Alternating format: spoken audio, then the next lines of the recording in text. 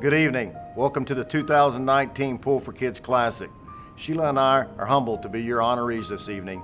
For over 25 years, we've been a part of the pool and child advocates, and from day one, I was hooked. I knew the organization and the kids would have a piece of my heart forever. Child Advocate speaks up for children who've been hurt by the very people who should love them the most. They've been removed from their homes due to abuse and neglect, and they deserve to have someone in their corner. Unfortunately, with Child Advocate's current resources, we can only provide a voice to half of the children in foster care. We are here tonight to bridge this gap. We can't do it without you. Tonight, we have the special privilege of sharing the stage with 6 individuals who have each given 20 years of their heart and time as court-appointed advocates. As you listen to their stories, we know you will be moved to support this great cause. We thank you for joining us this evening. I was standing in the front seat of a car with only a diaper on. My little sister was in the back seat, same situation, not buckled in. And my infant brother, Matthew, was in a car seat that was not strapped in. And my biological mother was speeding, intoxicated, and drove past a police station. The children came into care because their mother was finally, thank goodness, stopped for DWI in another state. And when the police officers found them, Matthew was barely 3 weeks old, and he was found in the floorboard of the car, no car seat, no formula, no diapers. Mandy and Brandy were not in any type of child restraints. They were just in the car with no food. The mom, of course, had numerous bottles of alcohol in the car, and she was drunk. And a police officer did see that, and we were taken away. That was when I think they realized the severity of the issue. We all had sores and blisters and were malnourished. And I believe that is when it all started. My name is Brandy Mathis, and my child advocate was Chastity. And so thankfully they were taken into custody because apparently this neglect and abuse had been going on before they were finally stopped. They had been investigated several times. The mother had already had 3 children that had been removed from her home and the rights were terminated. She was also living with a man who was deeply addicted to drugs and alcohol and was very abusive. My name is Chastity Horn, and I've been an advocate since 1996. I have 4 babies that came into care. The first one is Arai. She's 8. She'll soon be 9 in August. The second one is Amaya. She's 7. The third one is Kelvin. He's 5. And the last one is Nakaria. She's 4. They came into care about 4.5 years ago. It was only supposed to be temporary, 6 months to a year. And things did a turnaround about 8 months into it when the parents didn't want to comply with CPS. They were removed from the biological parents basically because drug use, not taking care of the kids, neglect, just not being parents.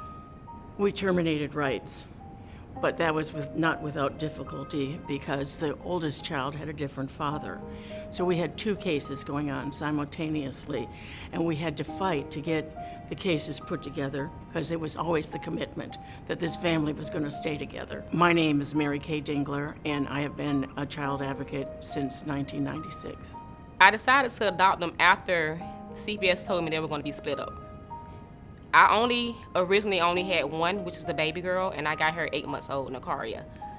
And then they took the other 3 and split them up in foster care. And Miss Mary Kay told me the only way I can keep them together was to become a foster parent. And I didn't want to see the kids split up and not grow up knowing each other. So me and Miss Mary Kay talked, and she was like, if you're gonna do this, I'm here with you.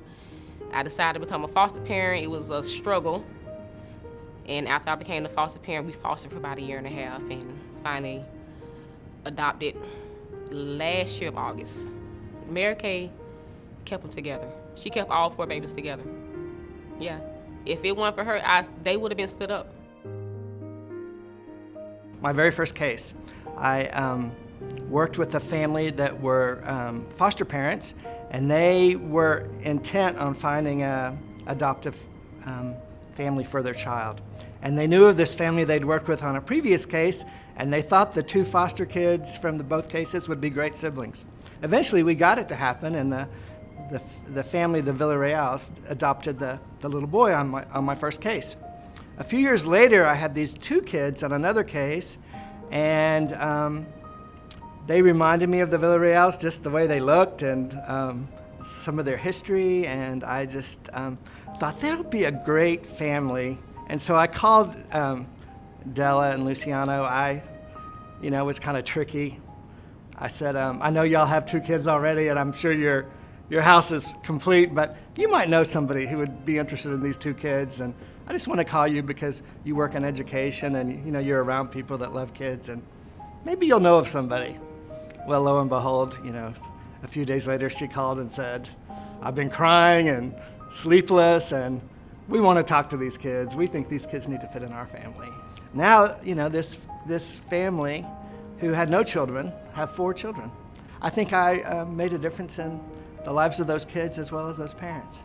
I'm Zach Copeland, and I've been a court-appointed advocate since 1999.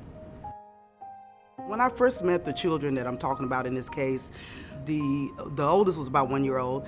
His brother was still an infant. He had been in the hospital for several months. And again, I always say that he was so small, he would fit in the palm of my hands. The father had a very different lifestyle that he led. The mother's right had already been terminated because the father's life was filled with drug interaction. When I visited sometimes, and he had custody of the kids, their home was dirty. Sometimes I'd show up with my kids there with nothing on but just a diaper, and it was very clear that they'd been outside just playing, and the diapers were dirty, clothes were dirty, the home was dirty. They didn't go to daycare. Sometimes the father didn't work, he didn't have work for various reasons. And these were scheduled visits. They weren't unannounced, so they knew I was coming, but nothing was, made to, at least look nice and decent for the kids. Sometimes there wasn't a lot of food in the house. If it was a lot of junk and things like that. He just really didn't seem that he could get it together. My name is Wanda Williams, and I've been a child advocate since 1999.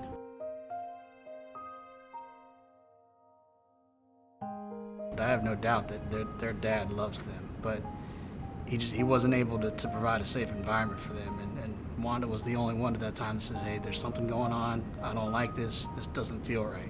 When they went home, we thought that was going to be a good thing for them, and when we got the call that they were coming back into care, we said, this is it, they're not leaving. And they ended up being our forever. It's important to give back the resources and time and any kind of a commitment that you can give to child advocates, because it's going to improve our society. And at any one time, there are about more than 4,000 children in foster care in Harris County alone. That's not even the state, for heaven's sakes.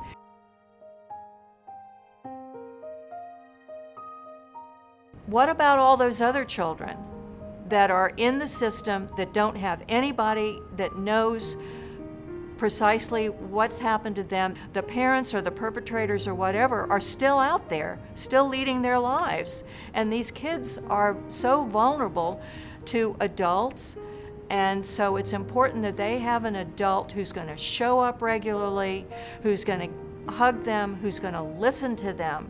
My name is Linda Murphy. I was sworn in as a child advocate in 1995.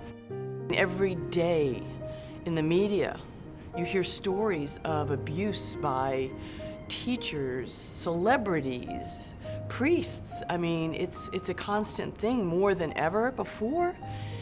And those are just the kids we know about. There's so many kids that we don't know about. My name is Ellie Sweeney, and I have been an advocate since 1998. Every time I meet the children, I just want to take them home with me because I know I can make their life better. But I know I can't take all the children home with me. But I know that I can maybe make sure that they do find that forever home, whether that is going back to their parents and making their parents a better parent for them, or whether it's finding that person. And I just think the need is so great that how can I not do it? I just feel I have gotten so much back from the children. lot of love. They're very resilient. You have to stop the cycle of child abuse. It just has to stop. You can make time to change a child's life. It not only changes the life of a child, but it will change your life and make you feel better about what you're doing on this earth. I am a member now of a family that numbers about 900 people through Child Advocates, and I value that association more than I can tell you.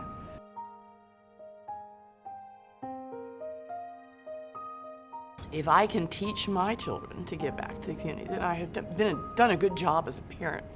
It's amazing that I'm able to do this. I'm so emotional. If Child Advocates had not been appointed to that case, I am absolutely certain that these 3 children would not be where they are today. I don't know if they would be alive today. My life today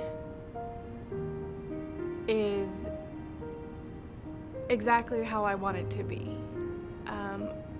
I'm only human, so I have my problems, I have issues, but I do feel like I learned through chastity how to overcome anything. So without her, I wouldn't be where I am. And I just mean mentally, I feel like I can accomplish anything.